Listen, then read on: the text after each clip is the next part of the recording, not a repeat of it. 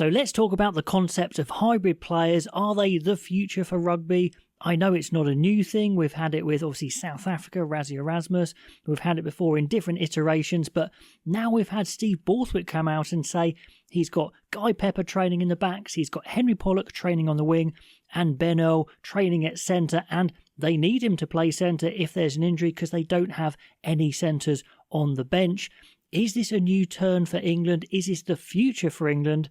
And Steve Borthwick did have the title of Borthwick by some being boring. This selection was not boring. In fact, it's very daring. Now, I know last time I talked about hybrid players, many of you guys said, well, this is something that's been going on way in the past. Loads of teams have done it before, but in modern international rugby, it is fairly new, or it's something that's come and gone or talked about and not really happened.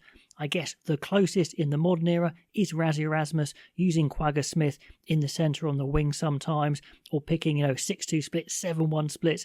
That was quite new, obviously having forwards covering backs. But I think my first big recollection of it in internationals was Nick Mallet of Italy, the coach for Italy, getting Mauro Bergamasco, the flanker, to play on the wing. Now, Mauro Bergamasco was probably their best player at the time. Was he an elite athlete for speed and power? Well, he was okay, but not like a monster. But he played on the wing a couple of times, I think, and he was okay.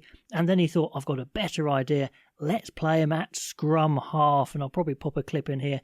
And as we may remember, it was disastrous. So that was the first foray I remember into hybrid players in internationals. Then another coach who dabbled with the hybrid player, or certainly talked about it and actually rarely did it, was Eddie Jones. I remember him saying that Jack Noel maybe could be a winger who could play on the flank, and he was never really big enough to play at flanker, and I don't think it even happened, to be honest, but he certainly talked about that. And then the most amusing one was when he was coach of Australia in the World Cup. He announced in the press conference that flanker Josh Kemeny could fill in on the wing, and when Kemeny was asked about this, he said, it's news to me. He hadn't even been told, and it didn't even happen.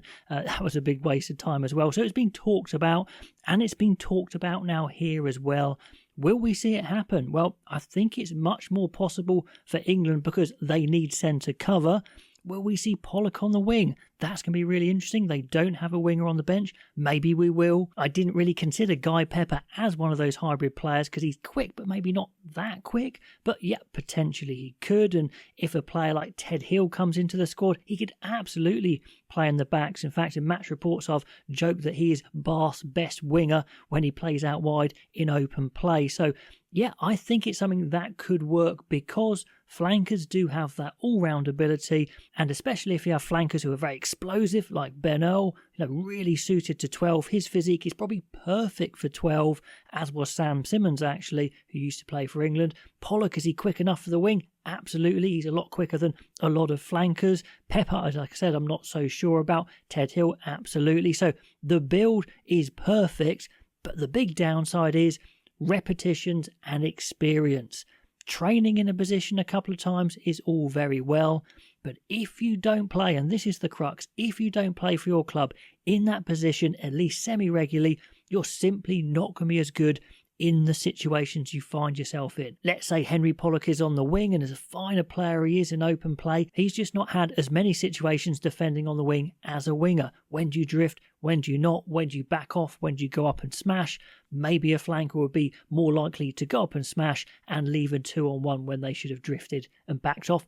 For example, maybe they won't have experienced so many high balls, maybe they won't have been in so many set plays, so many backs moves, and maybe they won't have actually practiced those backs moves as much. So there's loads of situations where it could be a downside.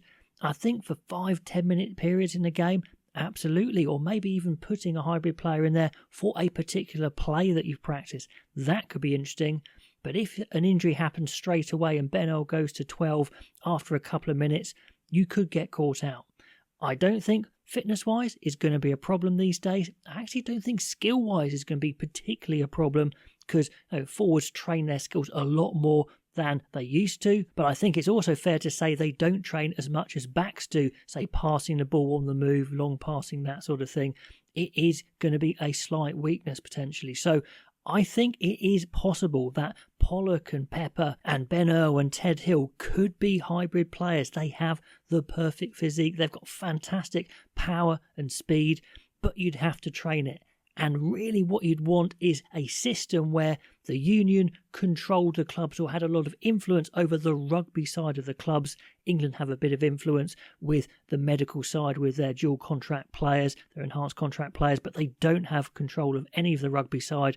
If they said, we would like to play Henry Pollock on the wing sometimes, you would need Northampton to play him on the wing sometimes, and they're not going to. Benno in the centre, I don't think we're going to see it for Saracens. They could ask, Borthwick could ask the clubs, could this be possible? But, they're going to do what's best for their team, and that is the downside. If these players got reps for their clubs, I could see this being a real strength for England.